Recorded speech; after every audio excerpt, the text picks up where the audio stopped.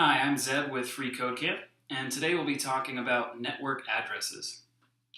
So let's say I want to send some information to another computer. I can think of it kind of the same way that I'd send a letter to one of my friends. I need to know where it's going to go. And if I want to send it within my own town, all I'll need to know is the local address or the MAC address.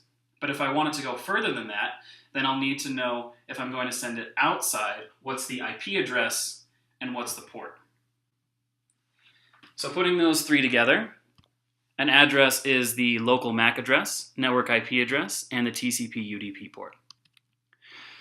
The MAC address is at the data link layer, also known as the local layer, or layer 2. It's a physical address which is actually assigned by the manufacturer. So every device that Apple or Dell or Asus makes has one of these numbers corresponding to it. It's a hexadecimal number, which means the numbers go from 0 through F.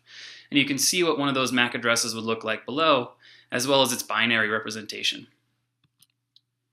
Next, we'll talk about the IP address, which is at the network layer, or going out to the internet, or layer 3.